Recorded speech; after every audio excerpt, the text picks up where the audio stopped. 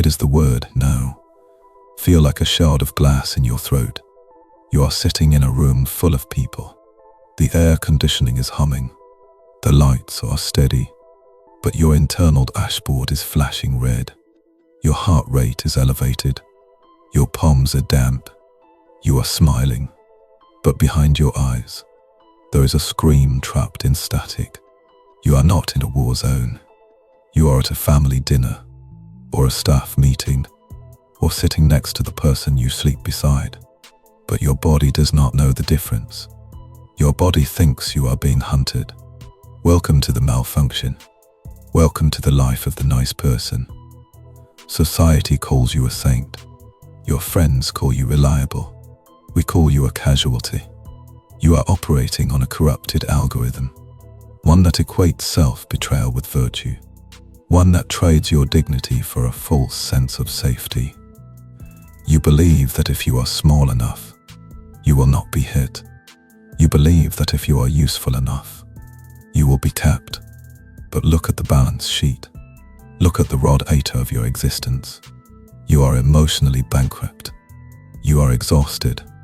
There is a phantom weight on your chest, like you are drowning in shallow water. You give everything. You receive nothing. And the worst part, you think this is your fault. You think you did not give enough. So you double down. You open a vein, and you bleed more.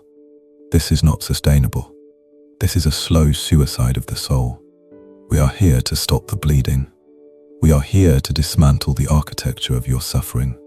We are here to tell you the cold truth. Being nice is not a moral choice. It is a survival reflex.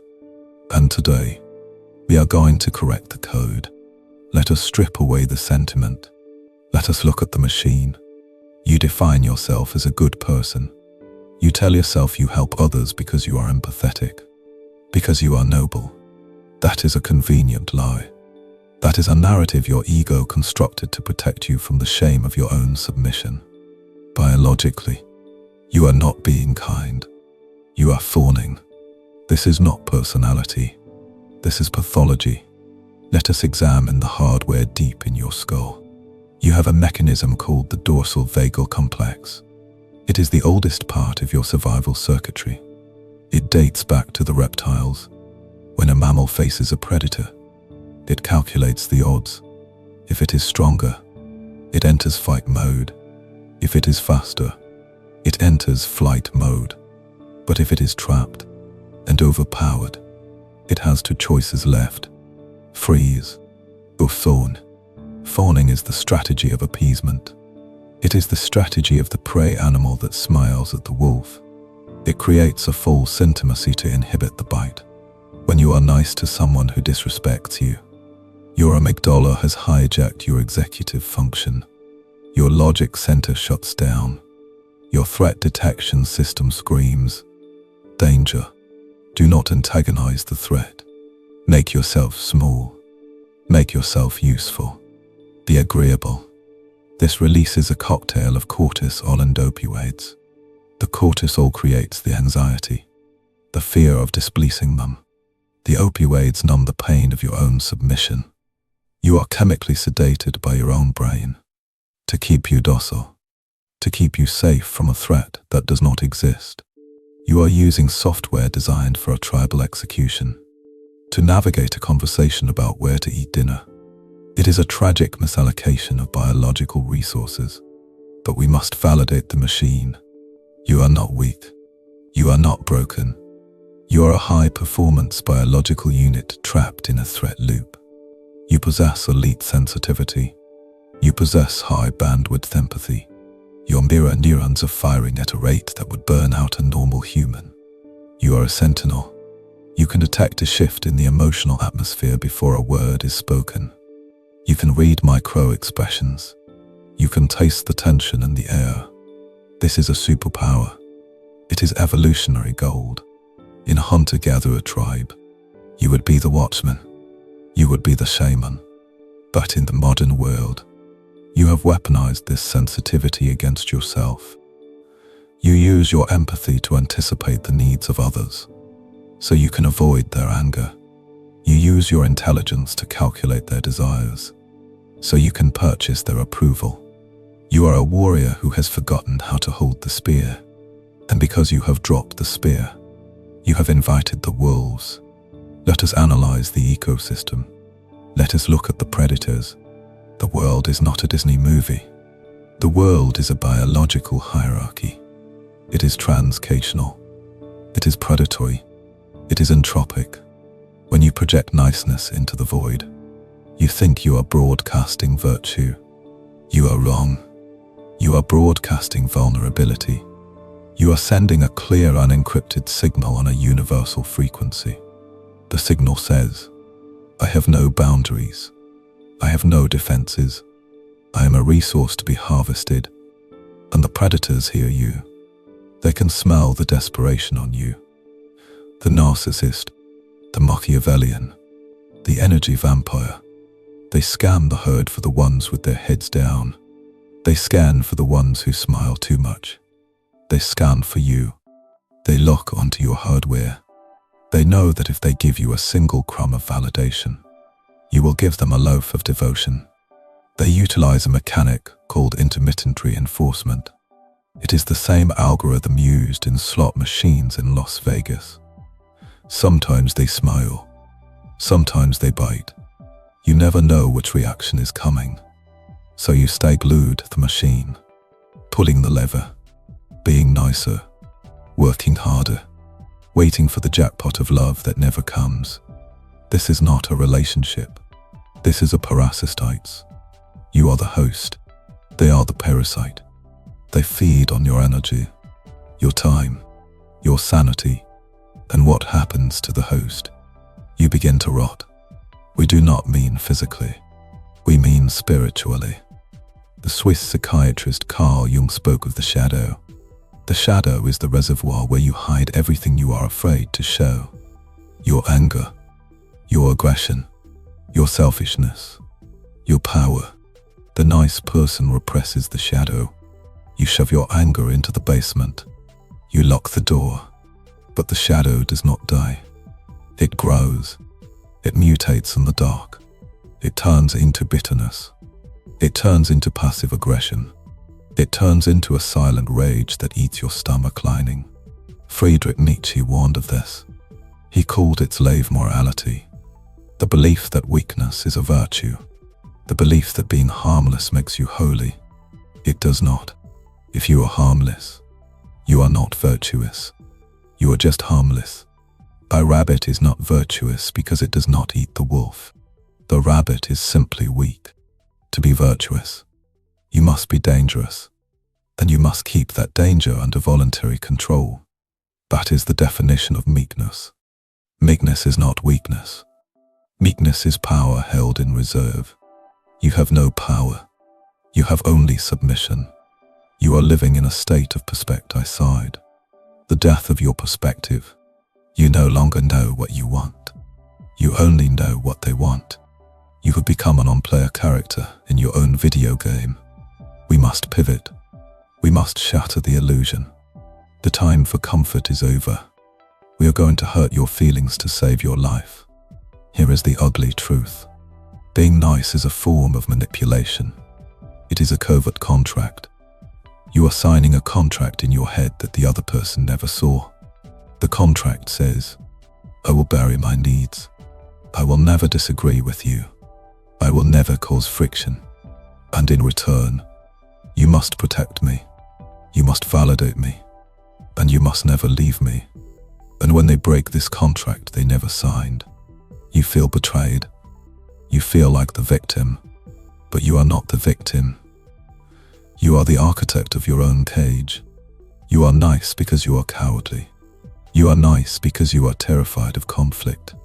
You are nice because you lack the courage to be disliked. You are buying safety with the currency of your soul. And the price is inflation. The more you pay, the less it buys. You must understand the physics of respect.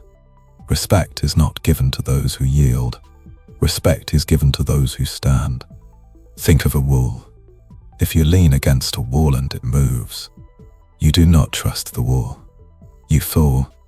If you lean against a wall and it stands firm, you trust it, you respect it, you are a moving wall. You shift your shape to fit the room. You are liquid, and people do not respect liquid. They drink it, or they spill it. It is time to solidify. It is time to become the rock. It is time to turn off the nice switch and turn on the sovereign switch. You are afraid that if you stop being nice, you will become a bad person. This is binary thinking. This is a cognitive distortion. The opposite of nice is not evil. The opposite of nice is real. The opposite of nice is honest. The opposite of nice is sovereign. You do not need to become a villain. You need to become a king or a queen, a ruler of your own internal territory. A ruler has borders. A ruler has laws. A ruler has guards at the gate. Currently, your kingdom has no walls. Anyone can walk in. Anyone can take the gold. Anyone can burn the crops. Then you stand there, smiling, offering them a match. This ends today. We are going to build the walls. We are going to train the guards. We need a protocol. Abstract philosophy is useless without tactical application. We are going to upload a new operating system to your brain. We call this the architecture of sovereignty. It consists of 4 specific protocols. You must execute them with military precision. Do not deviate. Protocol 1. The Velvet Gate. This is the protocol for boundaries. The nice person cannot say no. The word no triggers your abandonment trauma. You explain. You justify. You apologize. I cannot come because my cat is sick and I have a headache and I am so sorry. Stop. This is weakness. When you explain, you hand the other person the gavel. You make them the judge of your excuse. If they decide your excuse is not good enough, they will argue, and you will lose. The Velvet Gate is simple. You decline, without explanation. I cannot do that. That does not work for me. No. You engage the silence. This is crucial. After you say no, you must not speak. Count the seconds in your head. 1, 2, 3, 4. The silence will feel heavy. It will feel toxic. You will want to fill it with an apology. Do not. The silence is the cement that sets the boundary. It signals to their brain. This is not a negotiation. This is a decree. You are the gatekeeper, and the gate is closed. Protocol 2. The tactical disappointment. You have a biological addiction to pleasing people. We need to break the addiction loop. We need to perform exposure therapy. You must intentionally disappoint people. Start small. When someone asks for a small favor that inconveniences you, refuse it. When someone expects an immediate text back, wait for hours. When someone expects you to smile, keep your face neutral. Observe the result. The sky will not fall. The earth will not open up. They will not kill you. In fact, a strange thing will happen. They will respect you more. They will realize your time is scarce. Scarcity creates value. Gold is valuable because it is rare. Your time has been sand. Everywhere. Cheap. Make your time gold. Make your attention expensive. Let them feel the weight of your absence. Let them experience the friction of your will. You are retraining their brain. You are teaching them that access to you is a privilege, not a right. Protocol 3. The Grey Rock Algorithm. This is for the toxic entities. The ones who thrive on your emotional reaction. The ones who provoke you. To get a burst of supply, you usually respond with defense, with emotion, with tears. This is fuel. You are feeding the fire. The Grey Rock algorithm transforms you into the most boring object in the room. A grey rock. When they provoke you, you offer zero emotional data. Your face is a mask. Your voice is a monotone. Your answers are binary. Okay. Or C. You are entitled to your opinion. You become uninteresting. You become a dry well. The predator wants blood. Do not give them blood. Give them dust. They will starve, and they will move on to easier prey. This requires immense self-control. Your amygdala will scream at you to fight back. Override the signal. Engage the prefrontal cortex. View them as a specimen in a jar. Watch them dance, but do not join the dance. Protocol 4. The biological firewall. This is internal. You must detach your self-worth from their validation. Currently, your dopamine receptors are wired to their praise. You need to rewire them to your own code. You need to define your own metrics of success. Did I maintain my frame? Did I speak the truth? Did I protect my energy? If the answer is yes, then you have succeeded. Even if they are angry, even if they are disappointed, their disappointment is not your data. It is their data. It is a chemical reaction in their brain. It has nothing to do with you. Visualize a sheet of bulletproof glass between you and them. You can see them. You can hear them. But their energy cannot touch you. It hits the glass, and it slides down. You remain safe behind the wall. This is not coldness. This is hygiene. You would not let someone walk into your house with muddy boots. Why do you let them walk into your mind with muddy emotions? Erect the firewall. This is the path of the sovereign. It is a lonely path at first. When you stop being nice, people will leave. The parasites will detach. The users will get angry. They will say you have changed. They will say you are selfish. Let them. This is the trash taking itself out. This is the fever breaking. You are shedding the dead weight. You are pruning the dead branches so the tree can grow. Do not mourn the loss of people who only loved your submission. They did not love you. They loved your utility. Once the herd thins out, you will look around, and you will see who is left. The ones who stay are the ones who respect the walls. The ones who stay are the ones who value the king, not the servant. You will attract a new caliber of human. People who are sovereign themselves. People who want alliance, not dependence. You will feel lighter. The weight in your chest will evaporate. The static in your skull will silence. Because you are no longer suppressing your truth. You are no longer holding a beach ball underwater. You are aligned. Your actions match your thoughts.